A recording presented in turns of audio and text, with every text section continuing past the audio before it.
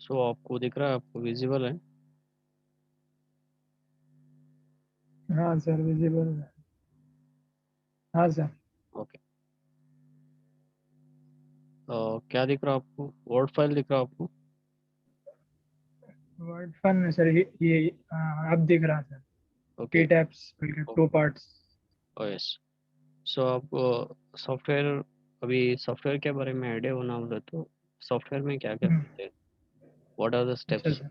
सो जो भी steps involve है सॉफ्टवेयर में, आपको ए हम्म। वर्ड फाइल में से हिसाब से हम लोग आपका जो प्रोजेक्ट रहता ना उसको एनालिसिस अच्छा। करके डिज़ाइन करते हैं। ठीक है तो सर। पहला क्या बोले तो ईटैप्स का मतलब क्या बोले तो extended three dimensional advanced building structures. जो हाई राइज ओके। बिल्डिंग रहता उसके लिए बनाने के लिए हम लोग फर्स्ट स्टडी करके एनालाइज करके डिज़ाइन करते। Okay. The extended three dimensionality बोले तो कैसा होता बोले तो आप डिज़ाइन भी जो है ना स्टैड में भी कर सकते हैं, बट स्टैड में सर्टन स्टोरी तक कर सकते हैं, बट ई टैब्स में क्या बोले तो हाई राइज बिल्डिंग में भी कर सकते हैं। ओके। ओके। ओके अभी सर। इसमें क्या क्या है, क्या क्या मेथड है, तो आपको क्या बोले तो दो पार्ट्स है। सो दो पार्ट में ओके। फर्स्ट पार्ट जो है ना एनालिसिस पार्ट बोलते हैं। तो एनालिसिस ओके। पार्ट बोलने से क्या होता है, आपको क्या क्या कर रहे हैं, एक बिल्डिंग ठीक स्ट्रक्चर है। लेके क्या क्या मेथड्स यूज कर रहे हैं। सो एनालिसिस होने के बाद आपको डिजाइन कर रहे हैं। तो पहला देखो एनालिसिस में फर्स्ट क्या बोले तो step one. So step one बोले तो ग्रिड सिस्टम।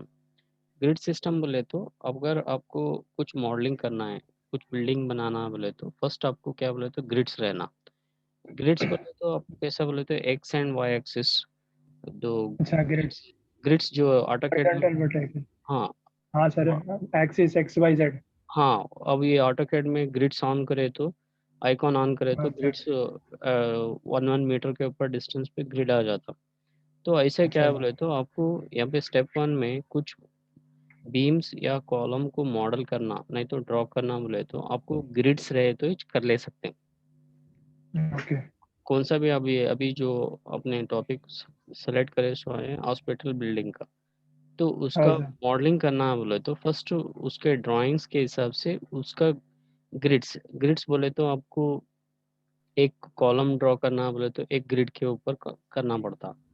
तो कॉलम टू अच्छा। कॉलम क्या क्या डिस्टेंस है, तो उसके ओके। हिसाब से आपको क्या करना बोले तो ग्रिड सिस्टम क्रिएट करे तो ग्रिड्स अगर रहे तो उसके ऊपर आपको एक बीम नहीं तो एक कॉलम को ड्रॉ कर सकते हैं। So that is the grid system. Grade system. So एक मेंबर को ड्रॉ करना बोले तो ग्रिड रहे तो जो आपको ड्रॉ करने के लिए इजी हो जाता।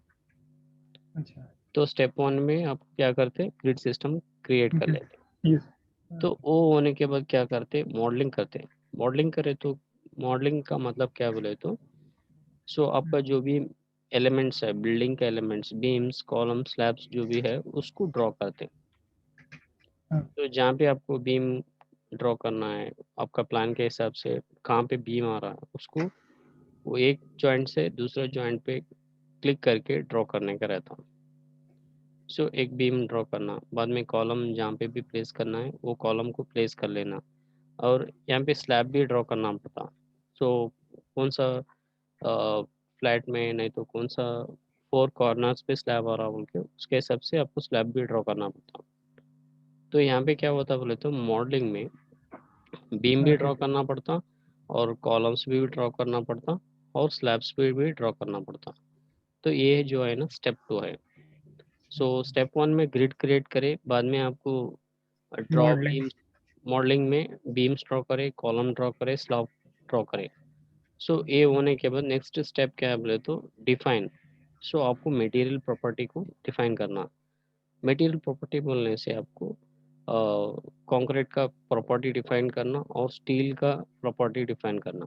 सो यहाँ पे क्या होता है grade of concrete M20 M25 M30 grade रहता है ना उसको डिफाइन करना। उसके हिसाब से ग्रेड ऑफ स्टील बोलने से आपको 415 500 550 बोल के ऐसा डिफरेंट ग्रेड ऑफ स्टील रहता, उसके हिसाब से हाँ सर। उसको डिफाइन करना। वो डिफाइन करने के बाद बाद में क्या कर रहे हैं ये मटेरियल प्रॉपर्टी डिफाइन करने के बाद बीम और कॉलम प्रॉपर्टीज। सो बीम वो का साइज सॉफ्टवेयर में करना पड़ता सर। पूरा सॉफ्टवेयर में करना पड़ता।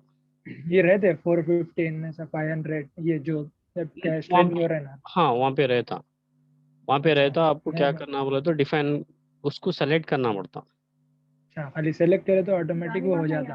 हाँ, अच्छा यहाँ अच्छा पे क्या ठीक है होता सर। है बोले तो बीम का प्रॉपर्टीज बोले तो बीम का साइजेस, बीम का हाँ साइज साइज विड्थ डेप्थ जो यस भी है।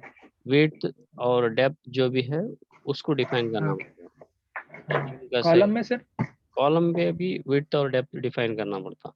400 पे स्लैब में 400। थिकनेस रहती। हाँ स्लैब में थिकनेस रहता।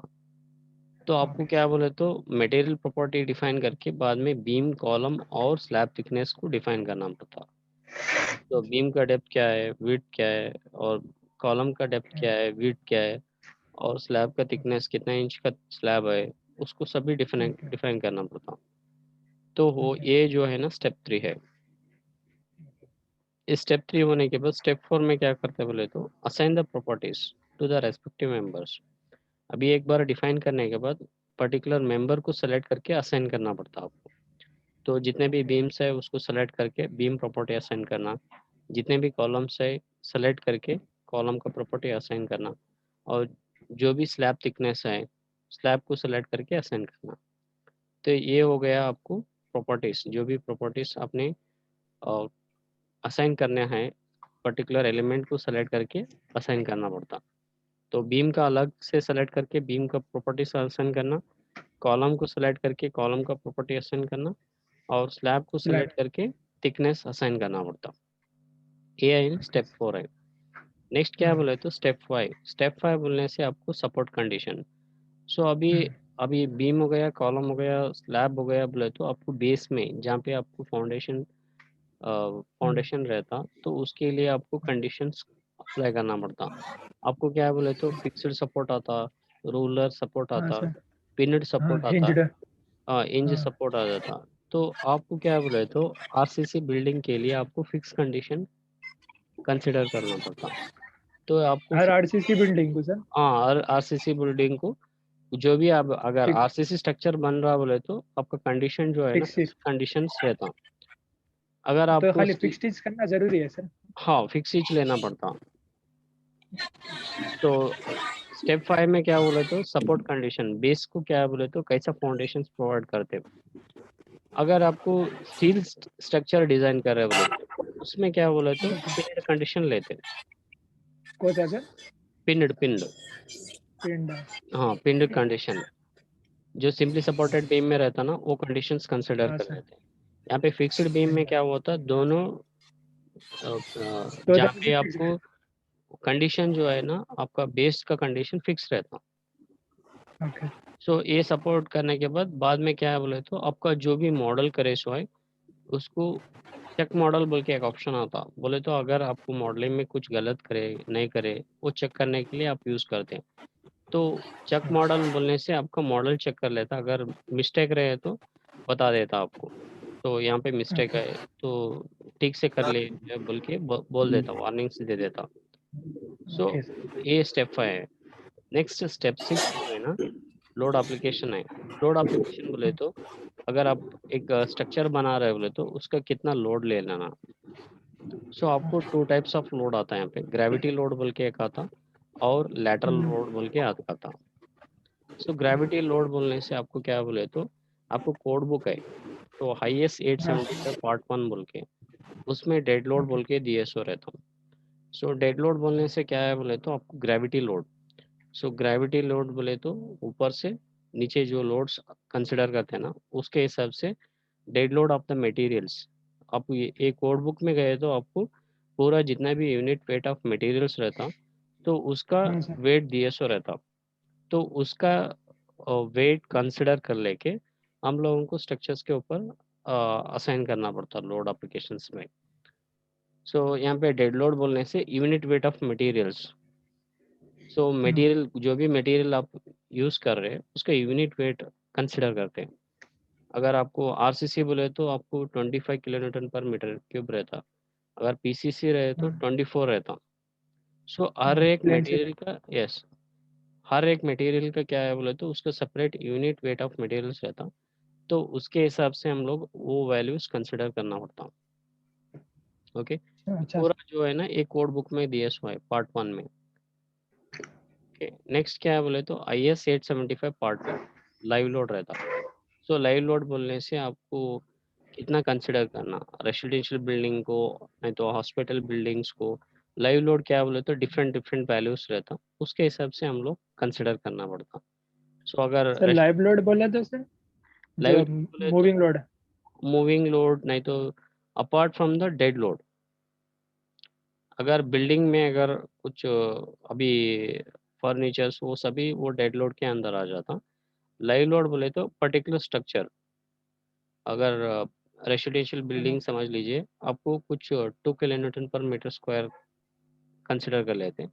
अगर आप हॉस्पिटल्स नहीं तो कुछ अगर कमर्शियल बिल्डिंग रहे तो आपको 3 किलोन्यूटन पर मीटर स्क्वायर कंसिडर कर लेते हैं।